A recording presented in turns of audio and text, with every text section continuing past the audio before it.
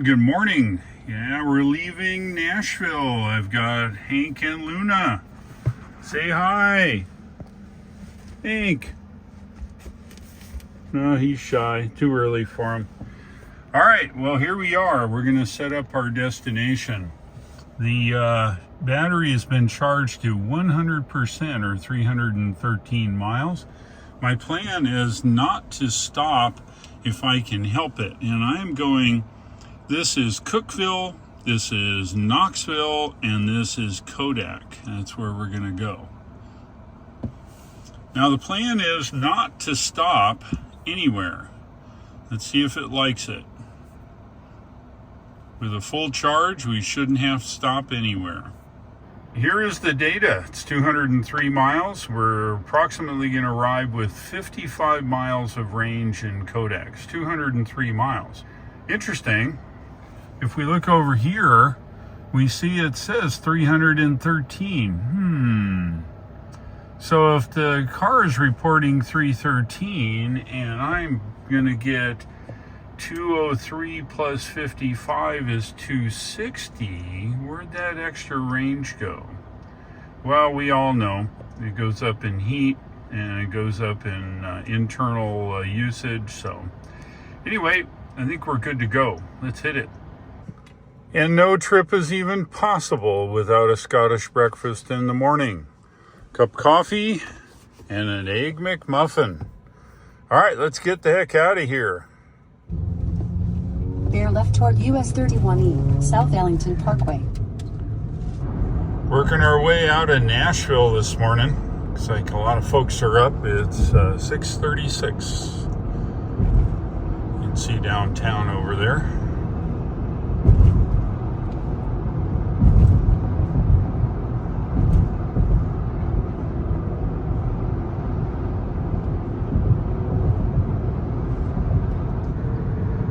Just heading out of Nashville. See, everybody else is heading into Nashville. But they're not eating a Scottish breakfast. No way. I am miles down the road. And look at the traffic going into Nashville this morning. Look at that. Well, better them than me. I'm just trying to get out of Nashville. 162 miles now to Kodak, Tennessee, where the EA station is. 291 miles, 91%. Speed limit's 70. I've been doing 73, which allows me to get down the road, but go easy on the energy. Arrival percentage just in a few miles is all the way up to 49. So I think we're good. It started at 55. Once I started moving, it dropped 40 something. Anyway, we'll see that climb. 179 miles to go. We're driving into the sun this morning. The hands-free here in the Rivian's doing a good job. And of course I have my hand on the wheel as normal, but it seems to be doing a pretty good job this morning. Seems to be a hot spot for it where the sun is just a little lower that causes issues, but once it gets out of that spot, then all is good. Dogs are sleeping. Hank and Luna are crashed in the back.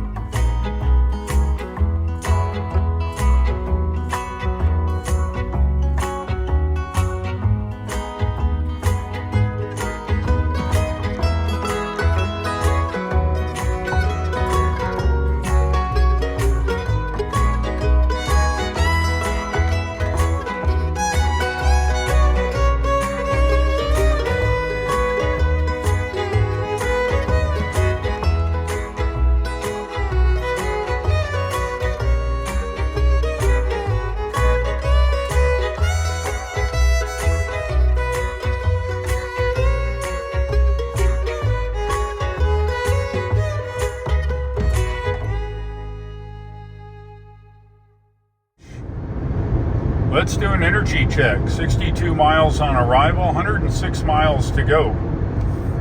We look here, we're at 196 and 62%. I think we're good to go. You don't see that very often. An old El Camino. Yeah. Good shape. So he's worked on it a little bit. Just coming into the city of Crossville. Crossville is known for ceramic tile. They do a lot of tile here. I don't know, maybe it's the mud or the whatever that allows them to make tile here. Crossville, Tennessee.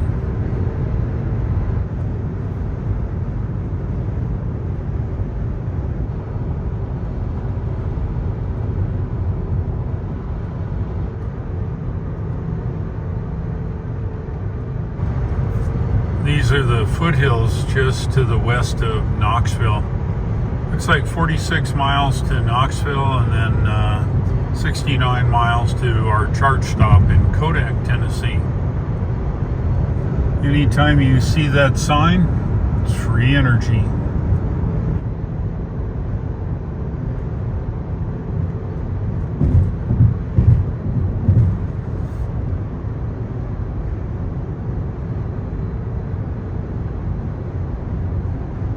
Let's do an energy check. 136 miles of range in the GOM, 43 miles. And if we go back to nav, we can see we are preconditioning the battery, 45 miles to go. And now an arrival percentage is 77 miles. Just in the western side of Knoxville. Just passing downtown Knoxville. Some of the high rises here.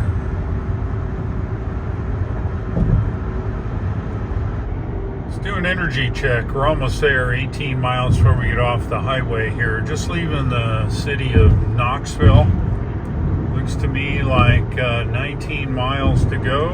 And look at that, 79 miles on arrival. We'll do some calculations when we get there. There's two good things here at exit 407. Keep left to take Winfield Dunn Parkway. One of them is the EA charger at the Harley Davidson. And the In second a half one mile, is turn left onto Top Flight Drive. Buc-ee's. Yeah, it's Buc-ee's. Oh, we got a green. Yeah, it's one of these weirdo backwards overpass things here. It's actually quite efficient. You drive on the wrong side of the road, kind of makes a reverse roundabout. It's kind of cool. Right here on the left is the Harley Davidson store, and in their parking lot is the 4-stall EA. Turn right. Turn right. Then your destination will be on the right. Oh, I hope so. Your destination is on the right. Yep. Let's see. This is 4. This has to be 3. And I think we're good. Okay, well, let's have a quick look here. We've arrived with 84% arrival, and which is off because it's GOMS reads 88. 28%. And if we look here, 88 in the battery and 28%. The GOM guessed pretty darn good. All right, let's get hooked up here. We're wasting time, and I gotta walk the pups. So we'll put it on dog mode. This is Rivian's dog mode, and we'll get this thing charged. Clicking and clacking. Come on, give it to me. There we go. Come on, give me lots now.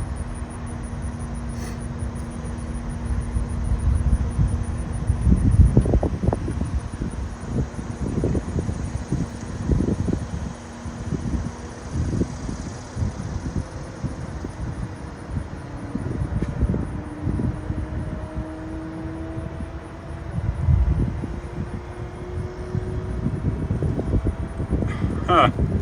Well, there you go. I guess it's better than a sharp stick in the eye.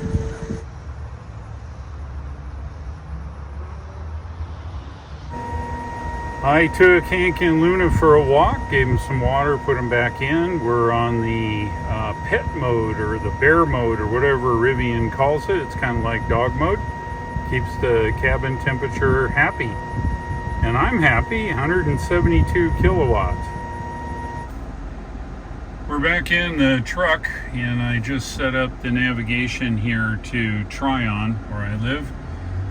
It says 130 miles, 63 on arrival, and we've been through that before. Look what it says here, though.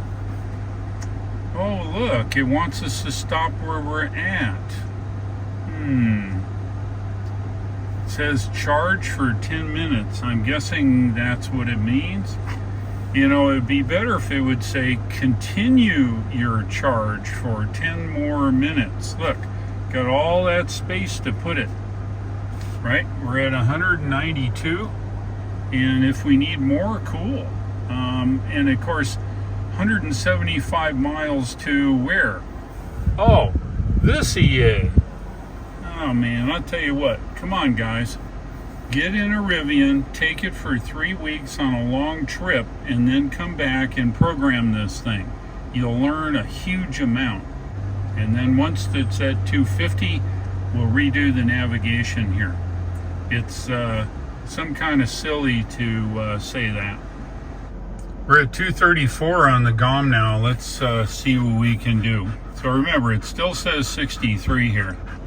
What I'm going to do is go back, hit Tryon, and hopefully it'll calculate a new run, and it does. Now our arrival is 73 on arrival. That's encouraging. It's 130 miles.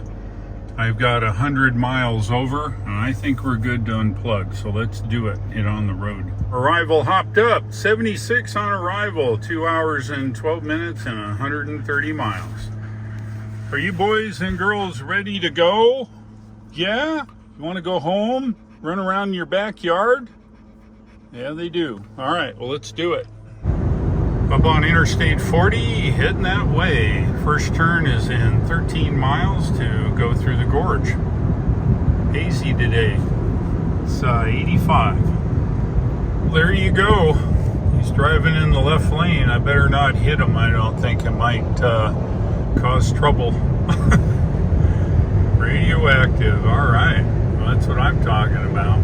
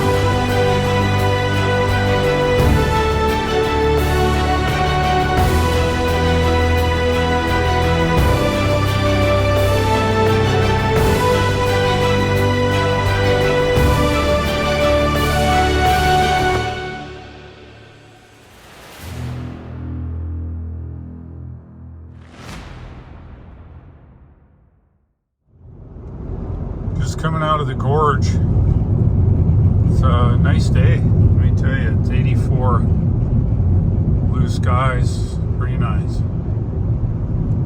27 miles to our turn on Interstate 26.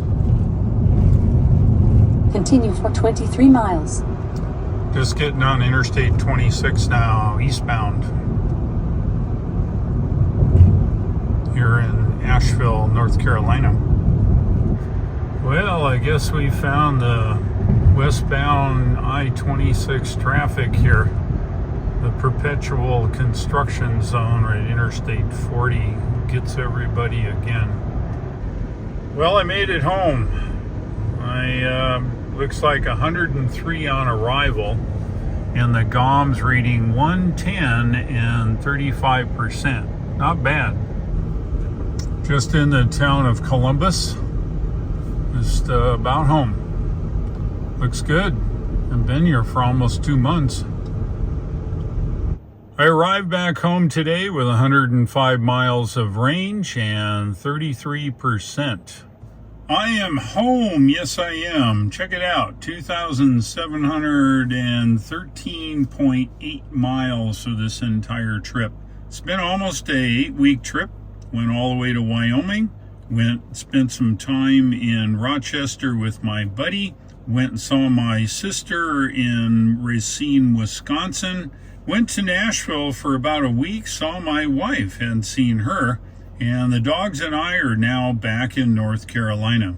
Hey, let's do a wrap up. Yes, I've been gone almost 8 weeks. I left May 30th. I went to Nashville for 2 days, and then I headed to Wyoming. And that took 2 days in itself to get to Wyoming. Once I got there, I have a place there, and I needed to do a bunch of antenna work. Being an amateur radio operator, I find that it's never done. You can't have enough antennas.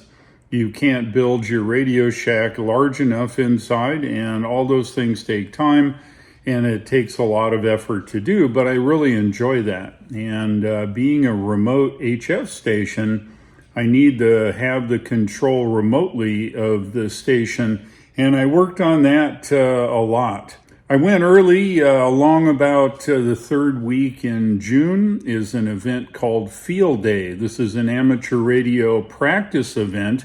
It's been in place a lot of years. A lot of hams go to the field for 24 hours.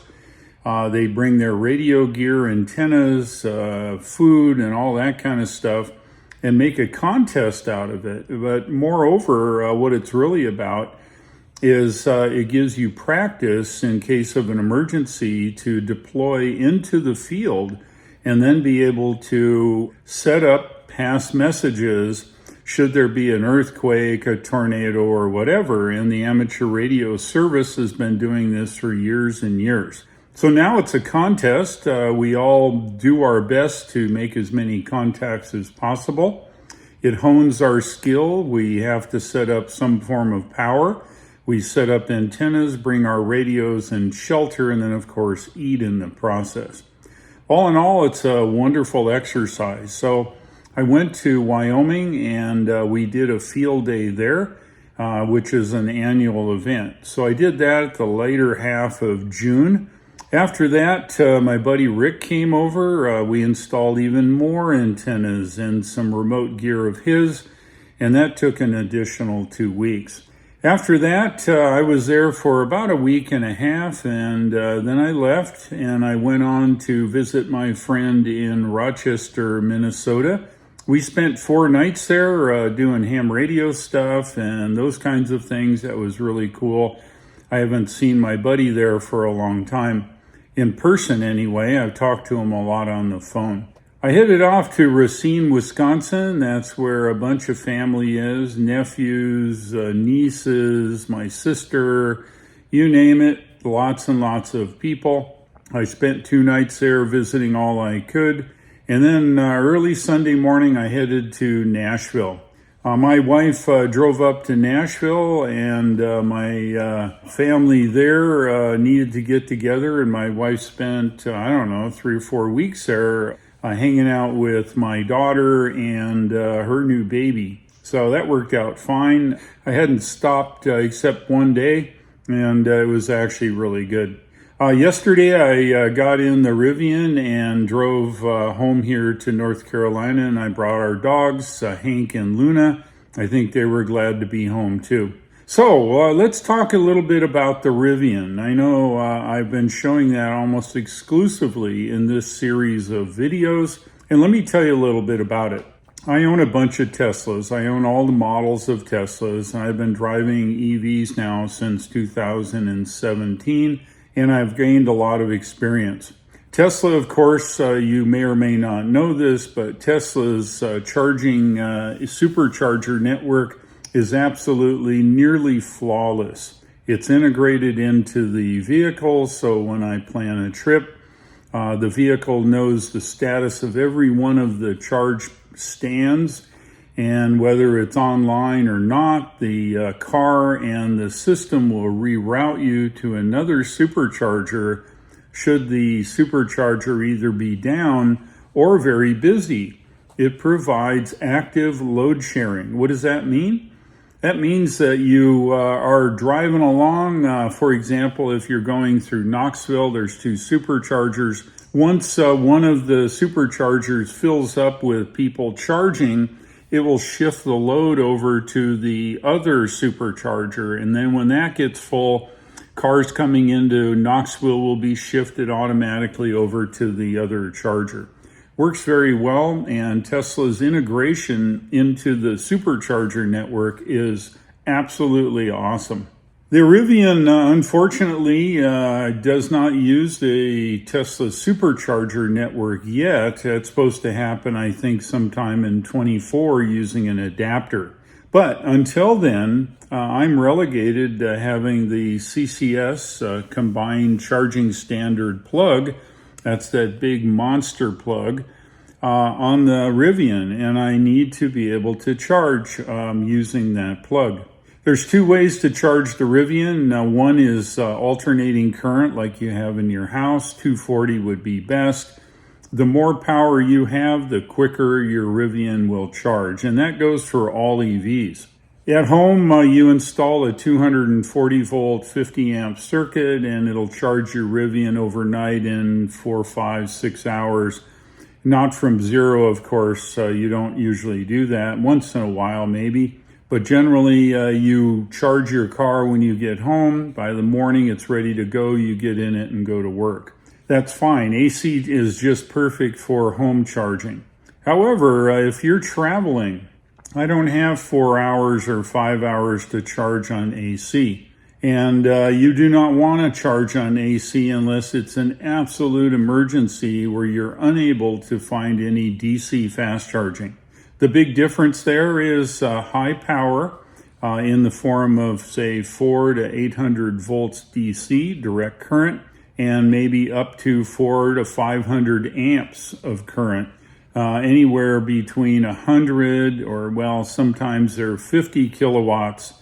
That's 50,000 watts, all the way up to 350,000 watts. Since the battery in an EV is a DC chargeable device, if I give it AC, the AC converter in my car at home converts it to whatever the battery voltage is, say 400, 800 volts, and then charges the battery with that DC.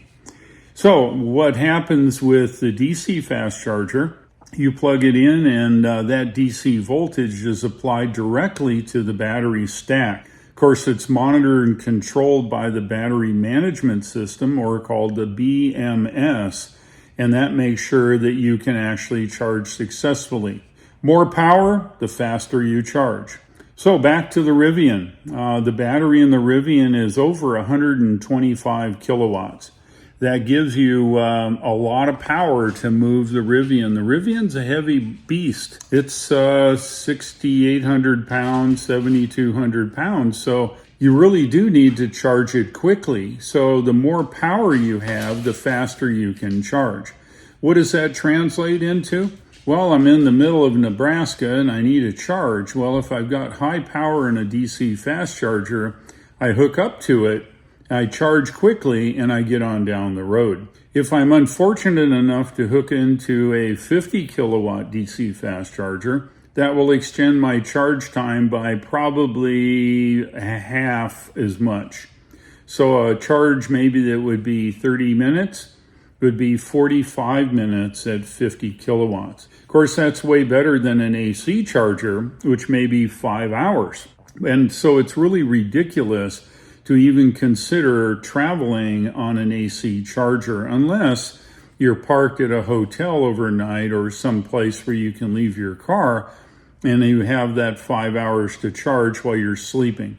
So the Rivian, with my experience, I will tell you that I was able to charge nearly flawlessly this trip. If you watch my 7 videos this trip, you'll see the machinations I go through and all of the crap I have to go through to ensure that the DC fast charger is functional wherever I'm going to have to stop. The idea of DC fast charger, you want to charge to a reasonable distance. I chose between 150 and 225 miles. The battery is good for that range without having to charge it for an hour and a half each time. I was able to get 30 to 40 minute charges, and that got me down the road a couple hundred miles to the next DC fast charger. The truck was awesome in charging. That truck will take well over 200 kilowatts of power. The problem came is my use of Electrify America was really the problem. I could have been down the road quicker. For some reason, Electrify America has chosen to downgrade the amount of power that they put out. Even though the charger may say 150 kilowatts or 350 kilowatts, you get there and find it's only putting out 50. And there's some sign on the front that says they're in some kind of maintenance mode. If you're managing your charging network such that over I would guess almost every place I went were downgraded to 50 kilowatts. A 350 kilowatt charger putting out 50 kilowatts. And some of the 350s were putting out 100 or maybe even 150 kilowatts. The 150 kilowatts chargers were lucky to get 70 or 90 kilowatts. So what's this saying about the large provider, Electrify America? And I'm just saying is that I only had in 2 times I charged the Rivian over 200 kilowatts. One of them, of all places, was Grand Island, Nebraska. Don't know why. I plugged in there and wham. The other place was in just past Omaha. Poplar Bluff is what it is. That was over 200 kilowatts. And I will tell you, none of the rest of the EAs I went to were over 200 kilowatts. I don't know what to tell you. The Rivian will take 250 kilowatts for a while and 220 all day long. I was able to use my EA app where I charged most of the time. And you say, well, yeah, there's lots of other chargers around. Well, you're right.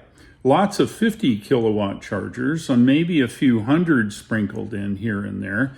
But the problem is again, the more power, the faster I can charge. If I choose to go with a 25 kilowatt DC fast charger at a motorcycle place, it'll charge, but it's another 3-hour charge in such a gigantic battery, and I just wasn't going to do that. So anyway, I chose Electrify America. My tactic was simple. If you're a customer, here's what I recommend you do. You get your app. And of course, I pay the $4 a month to buy down the cost of the electricity. You should too if you do a lot of traveling. The occasional traveler, that's maybe not worth the $4 a month. However, what I do is I open the app when I'm headed that way and I scan through there, and there is some real-time information available in the app that shows you the available power and whether it's either in use or broken. And I would bet that most of the locations I was at, I would say the majority, at least one of the charge stands was offline. I don't know what it was. It just said it was unavailable and no one was using it.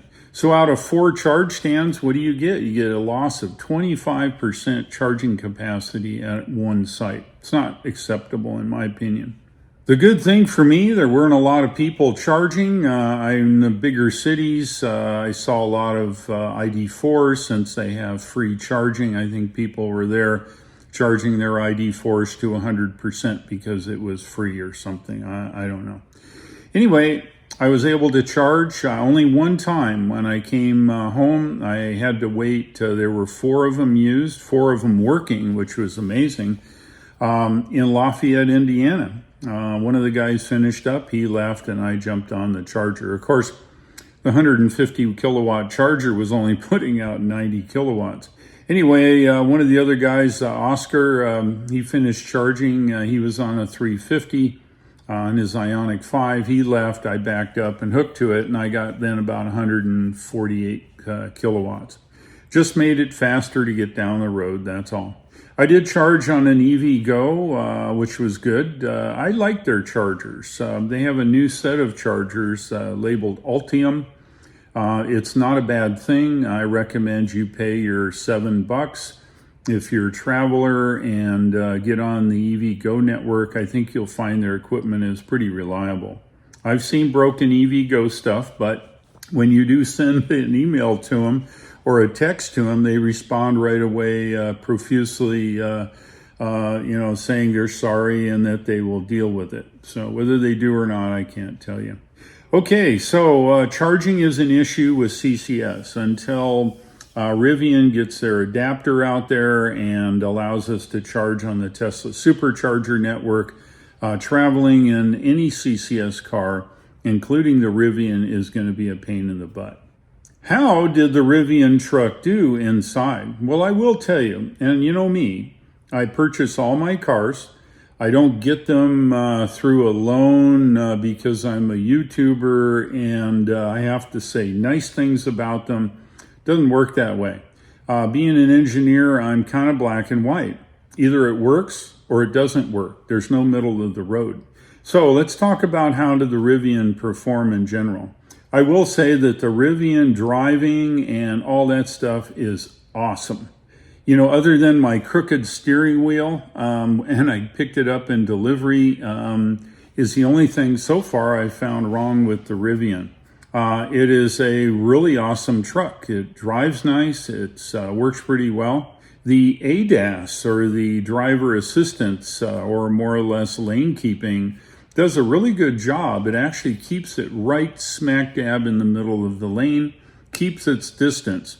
But unlike Tesla Autopilot, it is unaware of stuff around. Somebody could move over next to me, run me off the road, and I would get into a wreck. Tesla Autopilot, if the lane's free, they'll move over. The Rivian is not at that stage yet.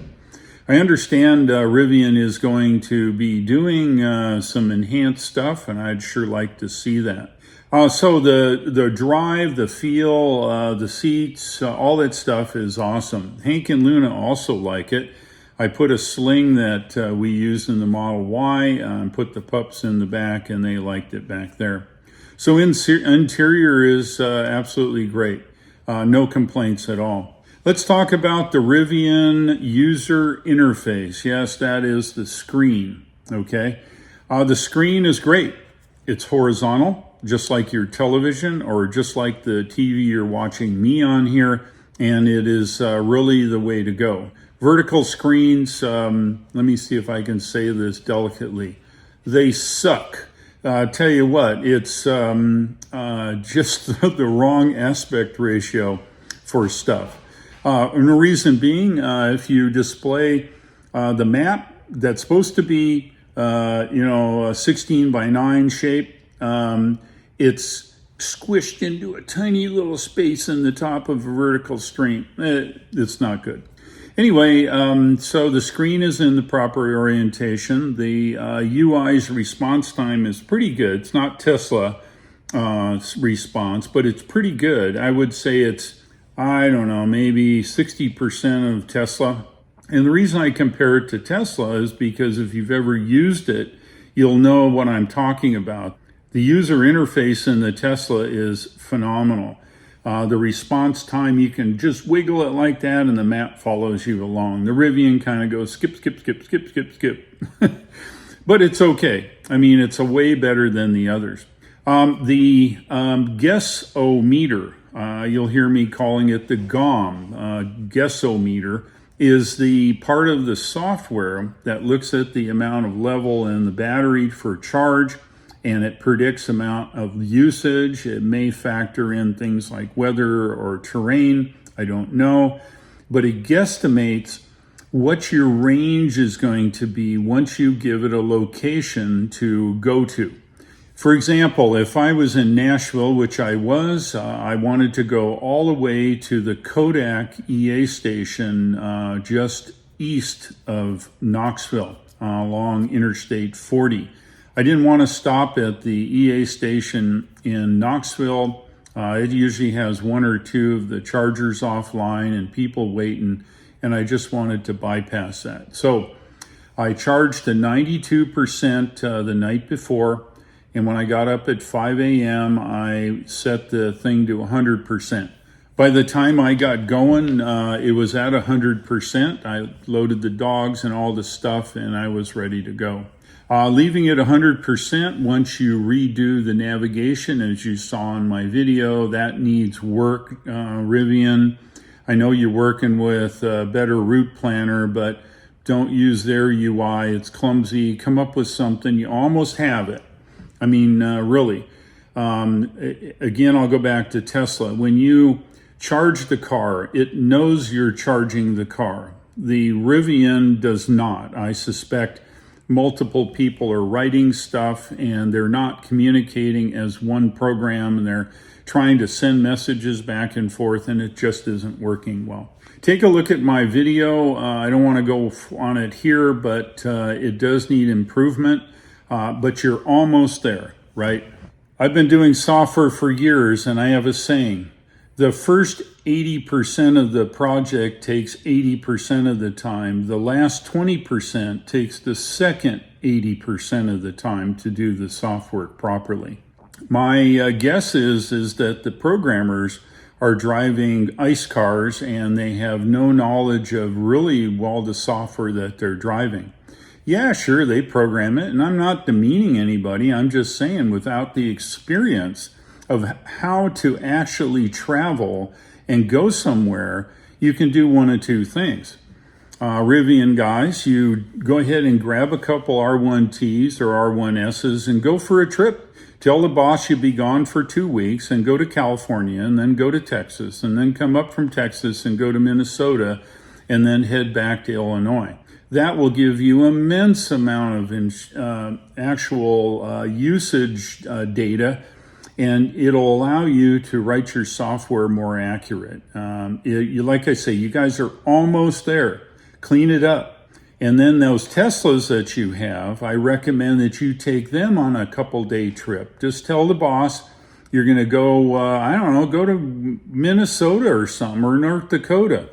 The cool part with the Tesla is there's superchargers everywhere, so you can go anywhere. Go for a few days.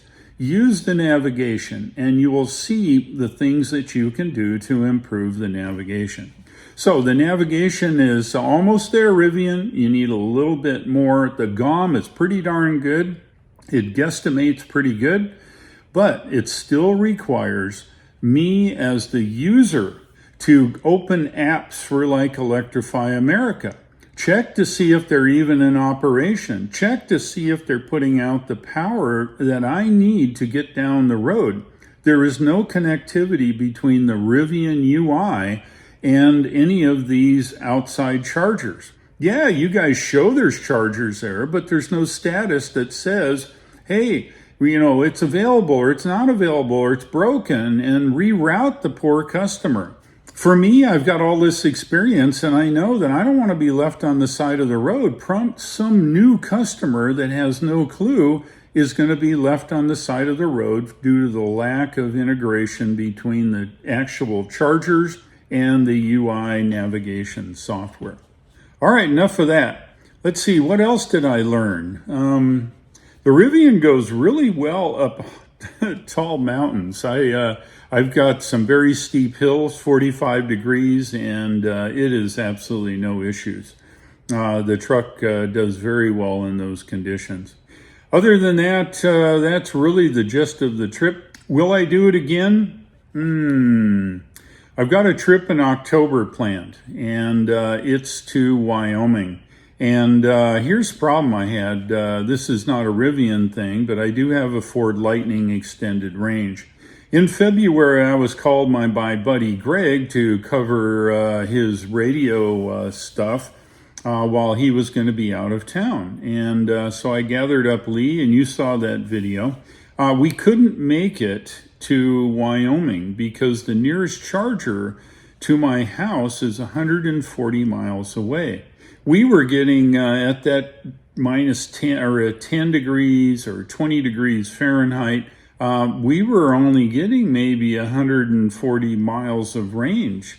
And I got news for you. I'm not going up over a 9,000 or 10,000 foot mountain with just enough range to get to the destination. So we bailed out. Question is, if I go in October, will I bring the Rivian or will I just bring my Tesla? Because the Tesla's chargers are everywhere. The battery management software is awesome. And the cold weather performance is also awesome. I do not know how the Rivian handles the super cold weather. So in October, I'm going to flip a coin. Is it Tesla or Rivian? Would I love to drive the Rivian? Hell yeah. But I'm not going to get stuck anywhere. By the way, the 1EA site at the I-70 diner now is permanently off the air. I saw some pictures, and it looks to me like they bulldozed the charge stands, and maybe they're going to put in some new equipment. That is a pivotal site between Colby and Lyman doesn't even have anything, and Denver. So without that I-70 diner, the EA network has a gigantic gap along Interstate 70. All right, looks like I've been blabbing for 30 minutes. If you've stuck this far, I appreciate it. I hope my information is of some value to you. Again, the Rivian truck is awesome. I don't really have anything bad to say other than it uses CCS charging and the UI needs some serious work. But once that gets done, I think it's going to be a real winner. Oh, and by the way, if you're still here, if you've ever driven a Tesla with the one stalk on the right, you know, you push it up for reverse, down for drive, and end of it for park, the Rivian is exactly the same. If I blindfolded you and put you in a Model Y or put you in the Rivian, you could drive the Rivian. They did a fantastic job there. Okay, enough blabbing. I'm going to edit this video, and if I don't run out of memory, we should be good. Thank you very much for watching the series. Again, I hope you learned something, and I'll do my best to bring you the actual information, unmodified or tweaked. It's going to be whatever it is. Thank you for watching, and please pass my videos on to your prospective people. One more thing, Tesla has reinstated their referral link. Some really good stuff going on there. If you use my referral link, which takes you to the Tesla site to place your order for your car, currently it's a $500 discount, which is pretty cool. And they also give you a bunch of points for $500, I should say, for 3 and Ys, and $1,000 for an X or an S at this point. And they're allowing you, if you have a current Tesla, to be able to purchase a new Tesla and transfer up until the end of September your full self-driving software for free, so you don't have to rebuy that. If you were planning to buy a new Tesla but haven't pulled the trigger yet, I would seriously consider it by September. Use my link here. That'll give me points, which I use for supercharging, and that'll allow me to do more supercharging here on this video.